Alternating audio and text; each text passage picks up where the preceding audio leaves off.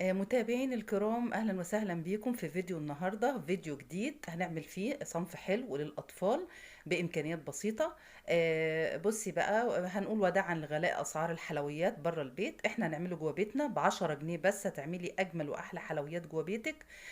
علبه جيلي واحده، 3 معالق من النشا، والسكر زي حسب رغبتك. وسواء عندك مثلا موز، يبقى دي عباره عن صابع موز واحد بس، حبه موز واحده.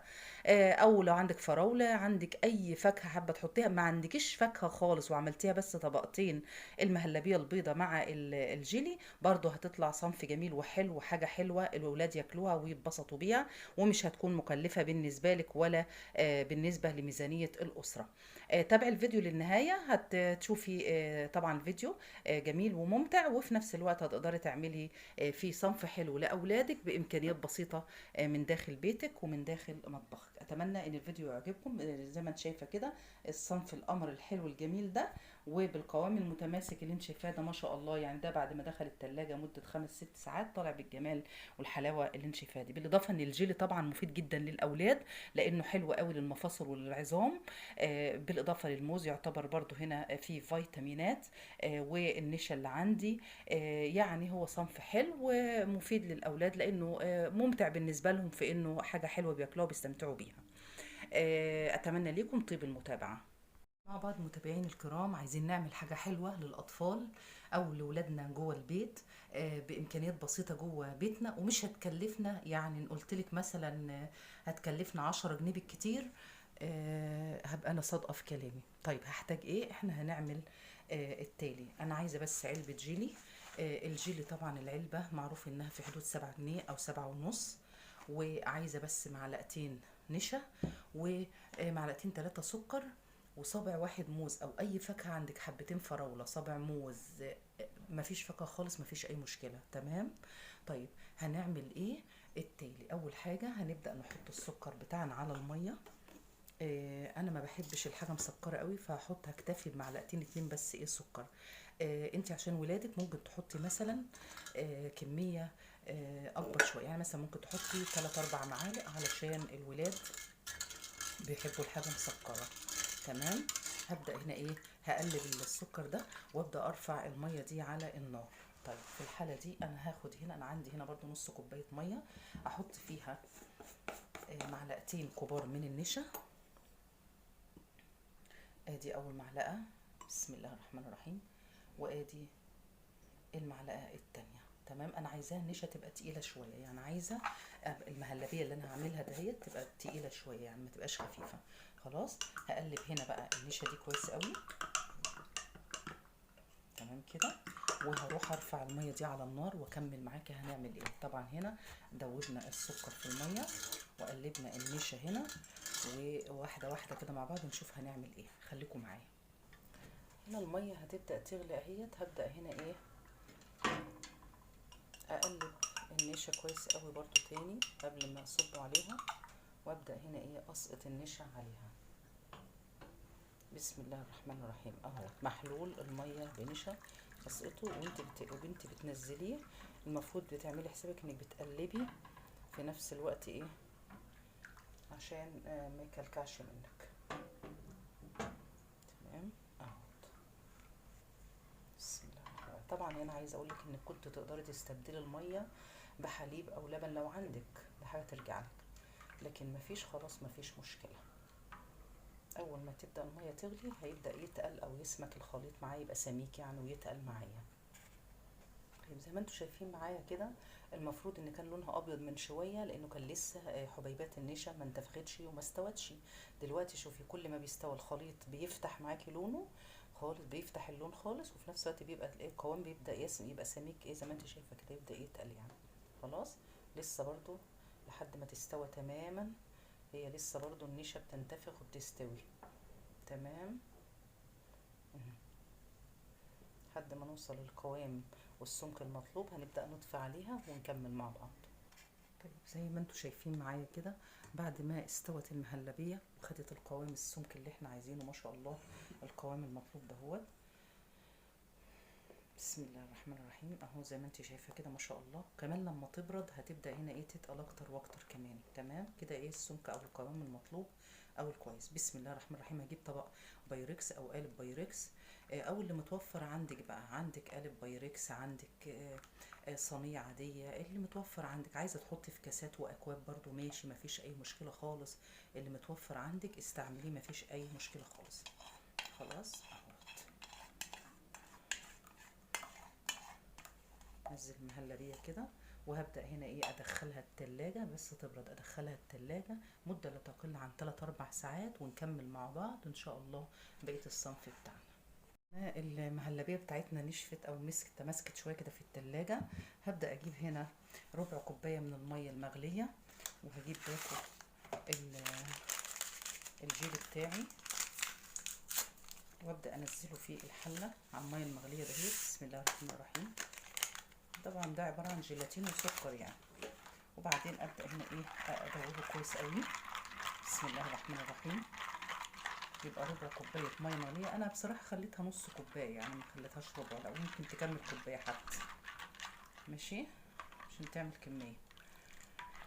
هدوبه كويس قوي. يبقى نص كوبايه ميه مغليه، او اعمليها كوبايه براحتك زي ما انت حابه يعني، بس ايه على حسب ما تكون كميه الميه، هيبقى خفيف او تقيل. تمام كده.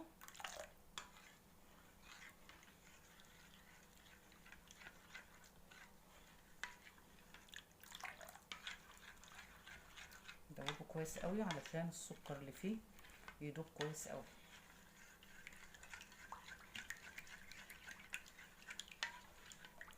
وبعدين بحط عليه كوبايه من الميه البارده واقلب كويس.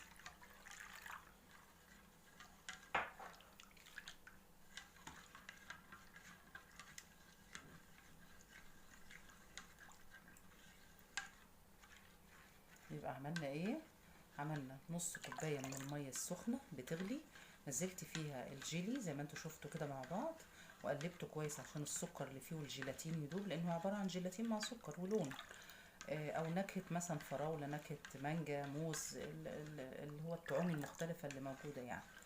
وقلبتها كويس قوي. حطيت عليها كوبايه من الميه البارده. وبعد كده هبدا هنا ايه اجي بقى على المهلبيه بتاعتي. خليكي معايا بالشكل اللي انت شايفاه ده كده. بسم الله ما شاء الله. وبعدين الحله لا تكون سخنه. هنزل بقى بالراحه كده ايه. حطي، معرفش انتوا باين ليك ولا ايه. بصي معايا، هجيب ظهر المغرفه او الكبشه كده، وانزل الجيلي بتاعي بالراحه كده عليها عشان تتوزع بالراحه على سطح المهلبيه. ما تدخلش جواها، لا تبقى طبقه فوقيها. تمام. فبنزل هنا على ظهر الايه المغرفه بتاعتي. بسم الله الرحمن الرحيم. اللهم صل على النبي. اللهم صل على النبي. زي ما انتوا شايفين معايا كده. تمام اهوت. بس كده. بسم الله.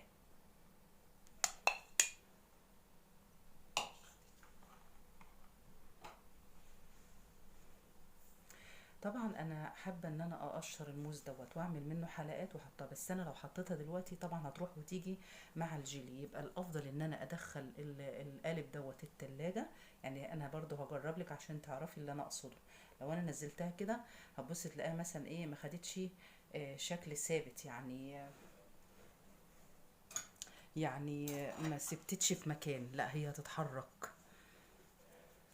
لكن خليني معاكي مفيش مشكلة. قطعت هنا حلقات الموز اهوت بالشكل ده. صابع موز واحد او حبتين فراولة اللي موجود عندك.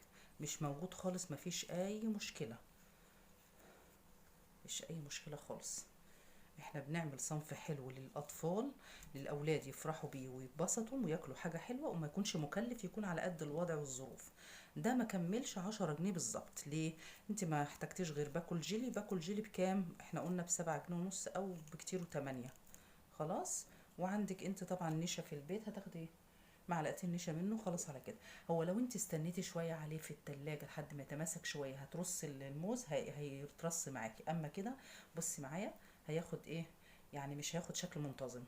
فمش مشكله، انا هنزله معاكم كده بالشكل ده. يروح بقى اي شكل بقى زي ما يروح. زي ما هو حابب يروح يروح. ونجمده في التلاجة ونشوف الشكل النهائي ان شاء الله لما ايه يطلع من التلاجة. شفتوا قد ايه سهل وبسيط وما فيهوش اي افتكاسات ولا تعب ولا مجهود ولا تكلفة ولا اي حاجة خالص.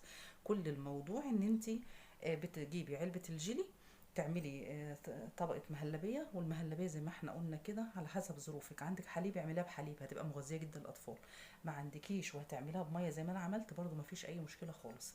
تمام. وبعدين جمدت المهلبية شوية في التلاجة ورجعت بعد كده عملت طبقة الجيلي، وبعدين رصيت حلقات الموز اللي هي رايحة جاية كده تتمشى براحتها وتتمخطر دي على السطح زي ما انت شايفة كده. خلاص هنجمده في التلاجة، وان شاء الله اوريكي الشكل النهائي ليه عامل ازاي. تابع معايا الفيديو للنهاية. أجمل متابعين في الدنيا، وبعد ما حطينا طبعا صينية الحلويات بتاعتنا داخل التلاجة مدة لا تقل عن 5 6 ساعات، هتطلع بالجمال والطعامة اللي انت شايفاها دي. طبقة المهلبية البيضة تحت وفوقيها طبقة الجيلي مع حلقات الموز زي ما احنا شفنا. وهنا لما قطعنا منها تطلع معاكي برضو هنا طبقتين بالشكل دوت، طبقة البيضة تحت وفيها طبقة الجيلي. جميلة جدا، لذيذة، طعمها حلو مستحب بالنسبة للأطفال، مش هتكلفك زي ما قلتلك، والله ما هيتعدى 10 جنيه. جربي تعمليها لولادك علشان يعني تحس ان انت بتاكلهم حاجه حلوه، وتحس انه الاطفال بيفرحوا باي حلويات حلوه، وفي نفس الوقت ما تكونش مكلفه ليكي نظرا طبعا ارتفاع الاسعار واسعار الحلويات بقى، من حلويات شرقيه، من كنافه، من جلاش، من الكلام ده كله هتلاقي اسعارها عاليه جدا جدا جدا.